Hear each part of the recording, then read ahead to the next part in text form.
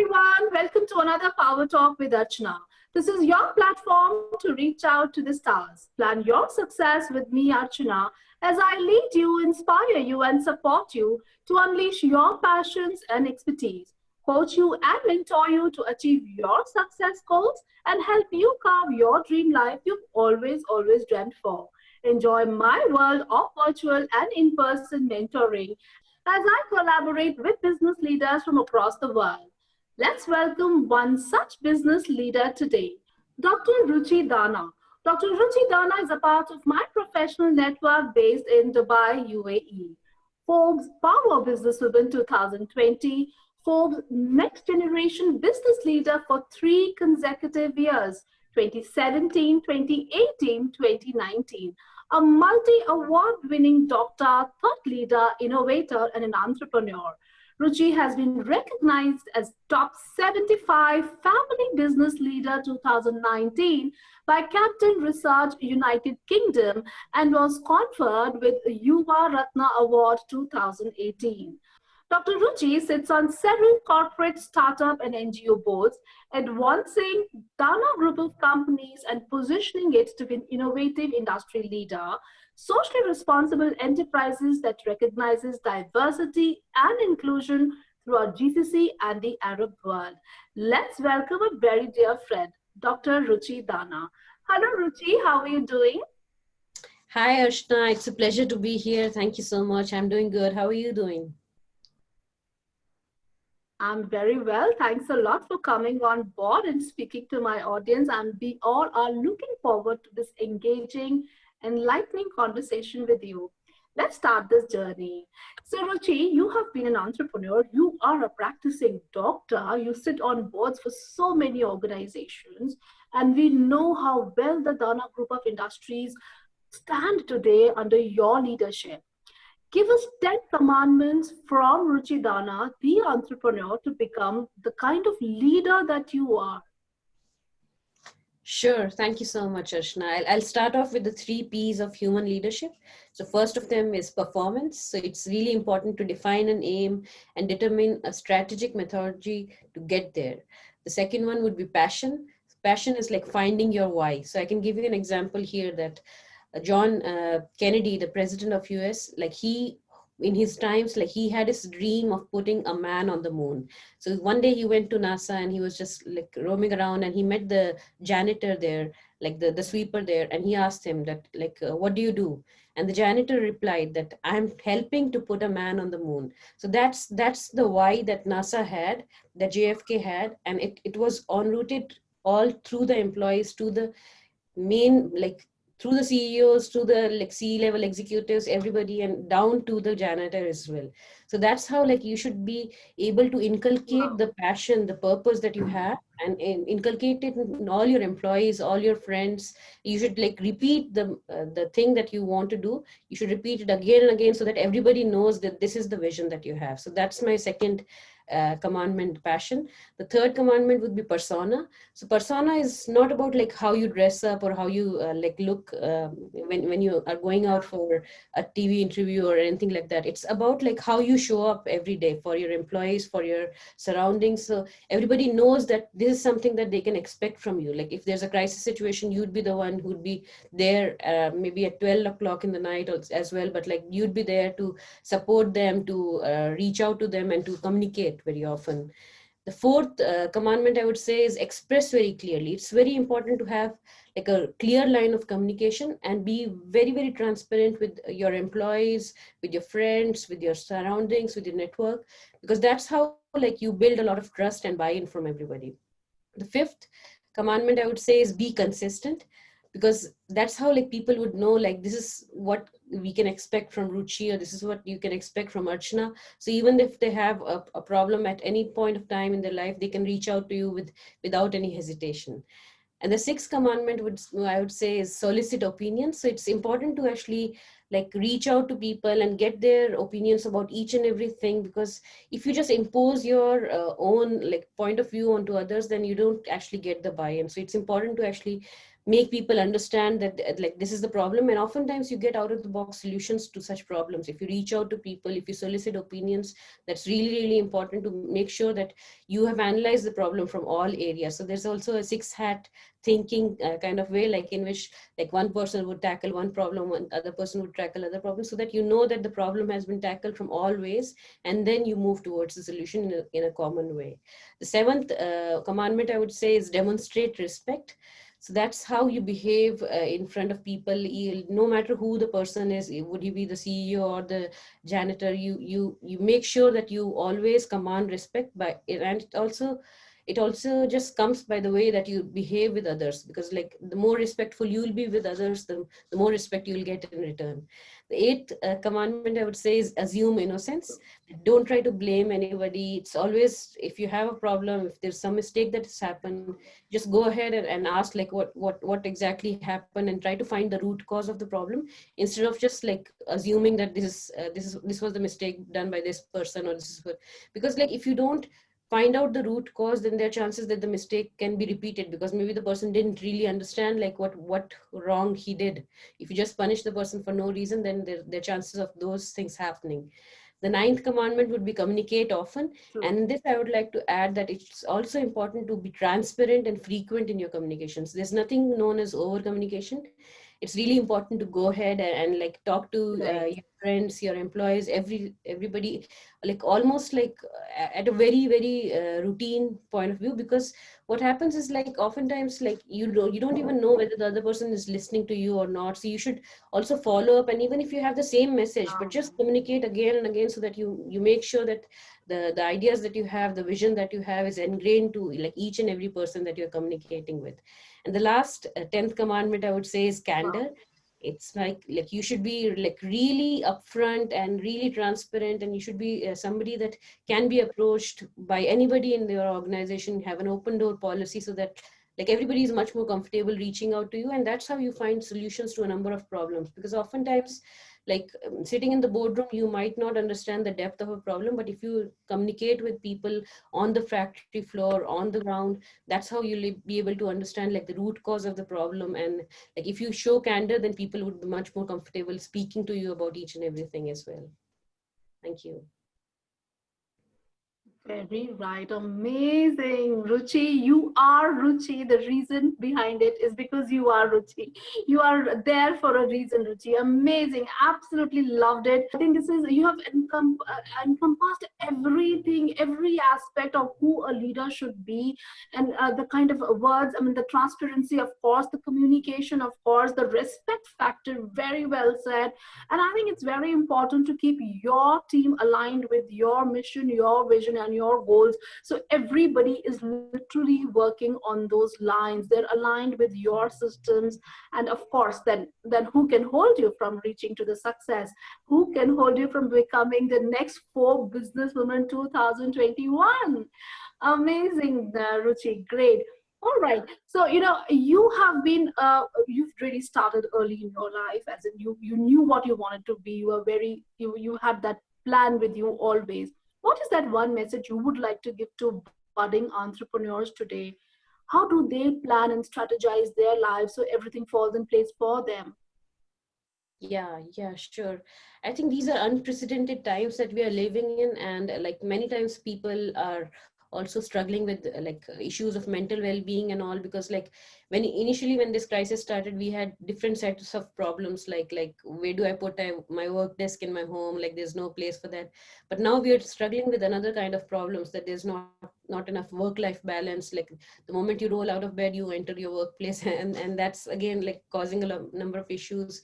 At this point of time, things are definitely uncertain. People might lose hope, people might be very confused. But at the same time, I'd like to say that instead of doing that, you should be able to understand, especially as entrepreneurs, that difficulties would constantly come in your way. Like the startup journey is always like that. You've like initially, like when you start a company, there's almost a lot of excitement. You jump across and you're really excited.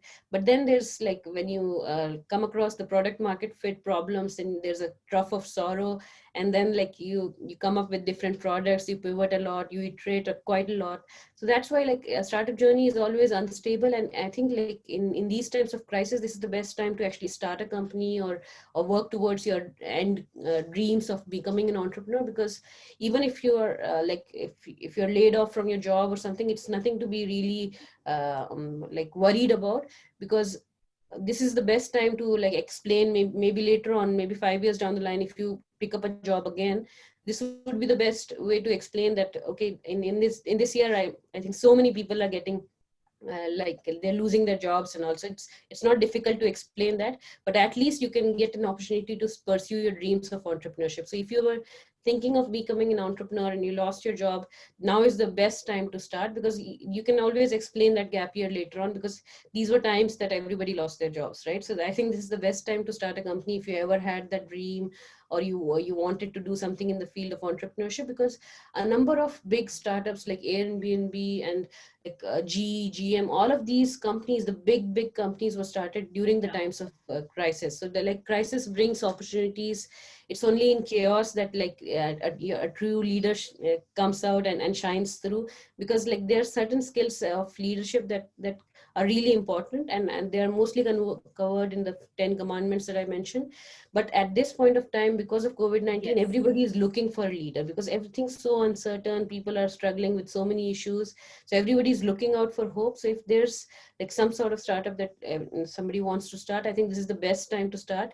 The other good thing is that instead of like going to VCs for fundraising and all, everything can be done online these days. You can save a lot of time in travel, like the travel time that you used to lose earlier on, that can be used to put in like a lot of more discipline into your lives. Maybe you can pursue like your health and fitness goals again. And similarly, there's so many things like for Yeah. example, even for women, like suddenly everybody knows how difficult it is to work from home, how difficult it is to take care of children. So even corporates would change their policies to adapt themselves to and to understand the Absolutely. struggles that women face. Because everybody, even the CEOs of big companies, are seeing the scenario that happens in their homes, so they are able to understand and relate to these problems. So I think that's something that again is something that's happening for the good.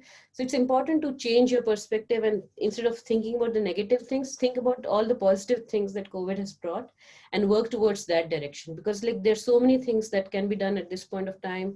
You don't like, this is not like the 1990s in which like you have to be in the Silicon Valley to start a startup. You don't need that kind of Mhm. infrastructure and everything. Everything's on the cloud. You can start in the remotest part of a village in India. That's not a problem, as long as you have an internet and you understand the basics of how to start a startup. You can definitely do that. So I think this is the right time. I would like encourage all the entrepreneurs to actually come across and do what they always dreamt of. Because this is a point of time where like even a gap year in your employment history can be explained later on, because everybody's going through crisis at this point of time. Absolutely. Absolutely, absolutely wonderful. I think this is a very valid point out there. I don't know if people have thought about it earlier. This gap can definitely be very well explained to everyone, and everyone will understand, because this pandemic has been quite a leveler. Everybody is going through it, and people do understand these are difficult times. And when it's difficult, you can definitely come out as a winner and do your best, because this is a time when you can make the most of everything available to you online. You don't really have to hush or rush. It's just about the right technique, the knowledge, the background. Just go ahead and do it. You'll make a success out of yourselves. Amazing. Great. You have been on boards of several companies and also NGOs. Where do you see the gap in corporate governance that, the companies have still been not been able to fulfill what should be done in with respect to corporate governance today? Yeah, I think like there's a lot that can be done in terms of corporate governance, and I always champion for having more women on board.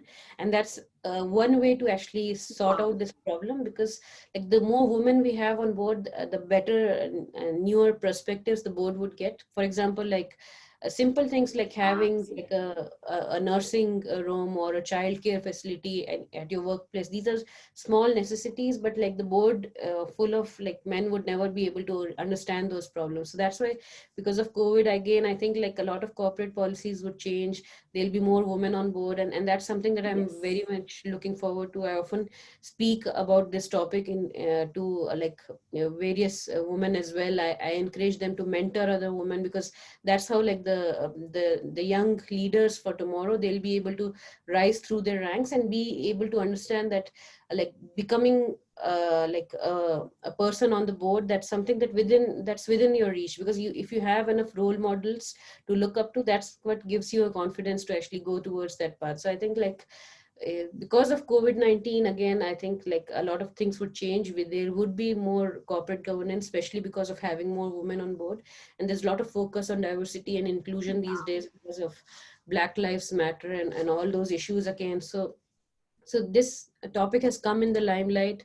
It's always that like the kind of excuses that I get from people who are on boards is that like they're not enough talented women. But I think that problem can be solved if we actually, like people like you and me and all the successful women out there, if we all just think about like mentoring like a couple of young women and make sure that they are being groomed towards the boardroom journey. That's how like we'll be able to prepare the next generation of women to get on boards, because like then we'll not be able to like listen to this excuse anymore. We can always name like a couple of women who are ready to be on boards, and we can like mention that in these conversations, because that's the only excuse that I come across, that there are not enough talented women out there. But I think we can definitely make our change. We can start off with starting with just mentoring like a couple of women every year, and maybe with just this small gesture, we'll be able to bring about a bigger change in the boardrooms. Absolutely. I think very well said, Dr. Ruchi out there.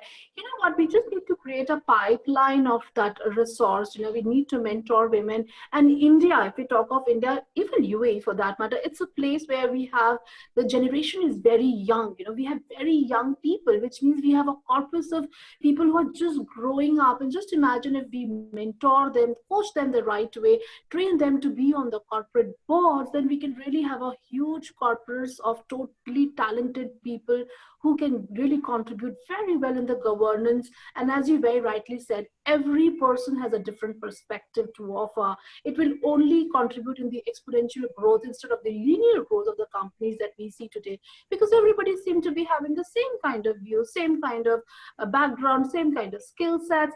With women on board, I'm sure a lot of things will change. Great. Lovely. So you are a great leader. We know that. And you are a very popular leader. We know that. But what do you think? What is that one thing that really makes Ruchi Dana set apart from the other leaders around?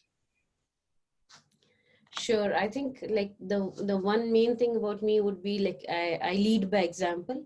I love to do that. I love to empower people and make sure that they understand what I'm doing, and I try to give them examples for that. I myself do that. And the reason for this was when I was a child, I was like in my school in Dubai. There was a principal in my school who was just like walking in front of me, and we were walking on a corridor, and she saw like a bunch of paper like just thrown down on the gallery. And she, being a principal, she like got down and picked up that paper and then put it in the garbage bin. So that's something that really shocked me at that point of time. I was like very young back then, and I saw that okay, that's something that like so many people were going across the same gallery. Everybody was seeing that garbage there, but nobody was actually taking action.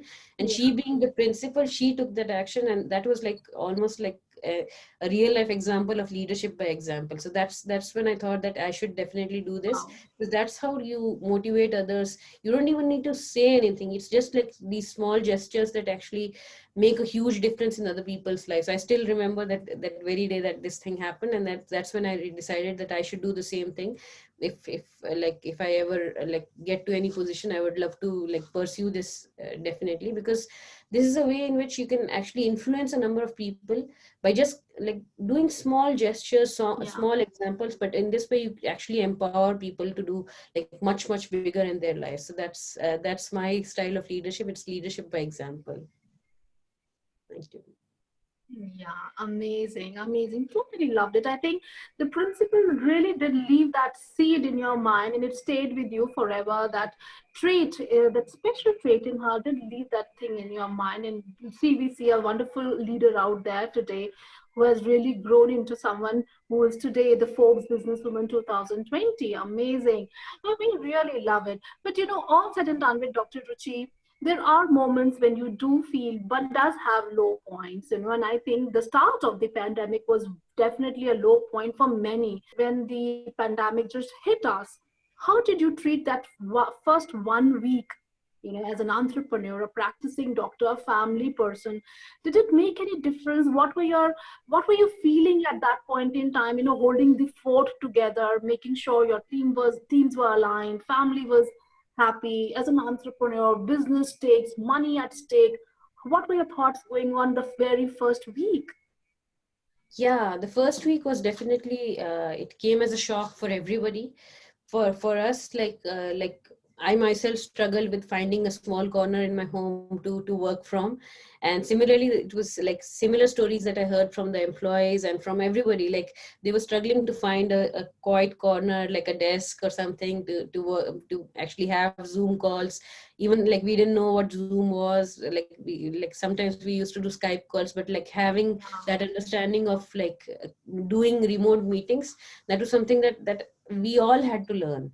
And initially, those were the problems: finding your own space, and how to manage the kids, because even the kids school were closed, and everything came all of a sudden. So I think like slowly everybody has been able to navigate it. Now there are like bigger challenges, like everybody's working all the time. There's not enough, like, because the moment you wake up, you have your laptop there, you have your corner ready, you have many corners ready in the home. You can, so that's something that Very companies right. are struggling with right now. So what we have done right now, as a company, is that we have put in some policies right now, that you can only have like these many number of Zoom calls in a day, or these many hours working per day, because like Yeah. it was affecting the employees well-being as well, in a very big way. Because like there was no gap between work and Right. life. Because earlier on, like when you commute, you actually listen to some music or listen to the radio, and then you reach your workplace. There's a Yeah. Oh, different yes. exposure, right? But these days, like, everybody's working from home, so you don't have like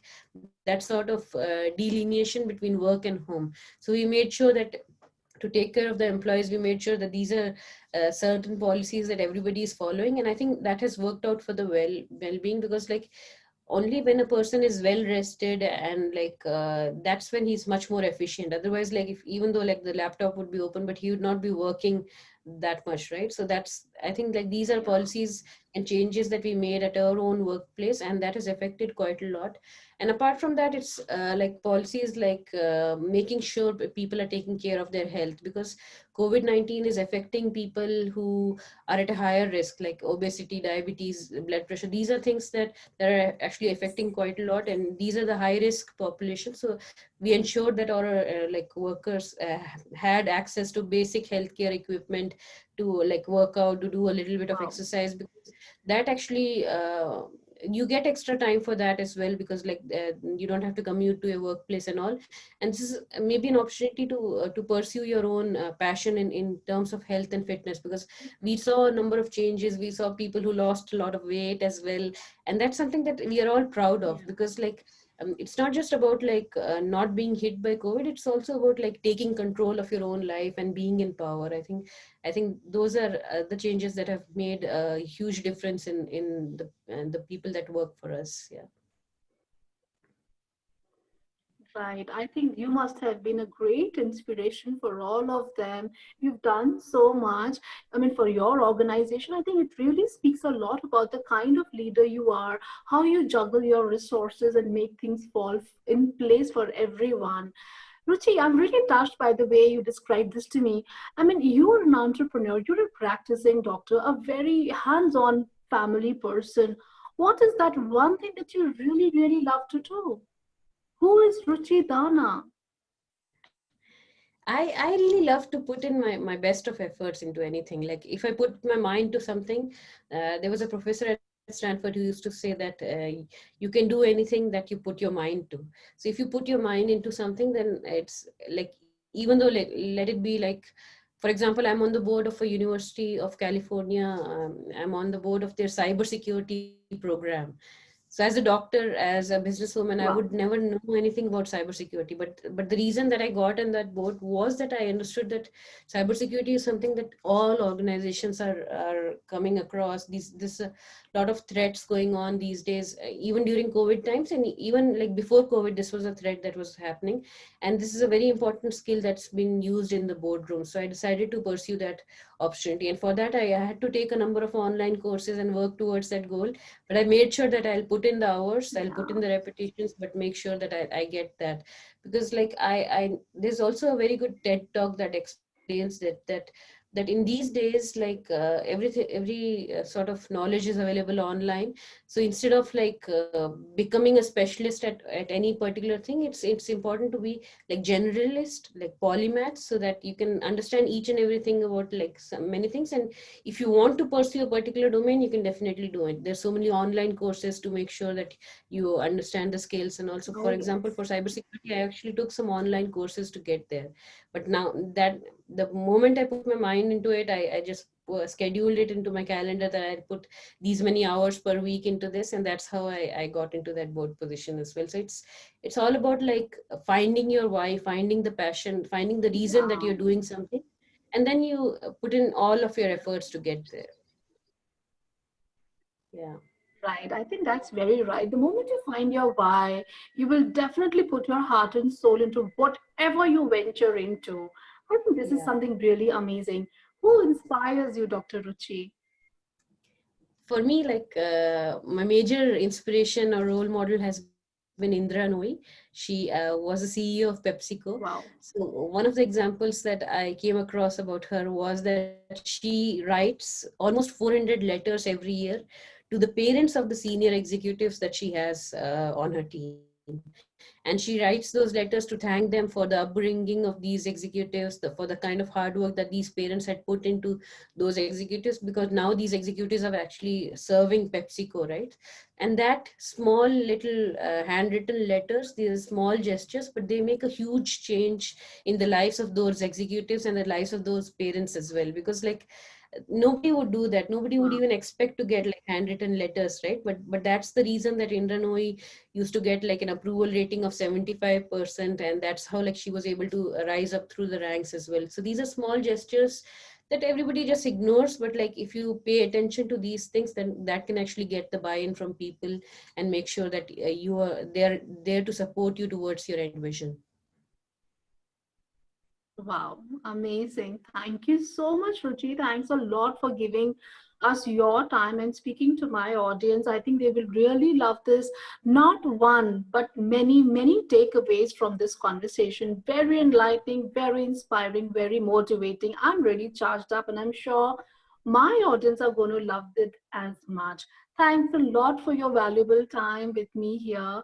I wish you all the best and a very, very good life ahead. Thank you so much, Ashna. Thank you so much. Thanks a lot. Pleasure. Thank you. That was Dr. Ruchi Dana for you. Indeed, a woman of substance. With the kind of perspective and the thought she brings to the table, I think no one can stop her from being the Forbes Businesswoman 2021.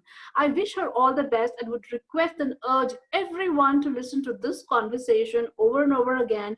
You will definitely find lots of things that will inspire you, motivate you, and for you to get going.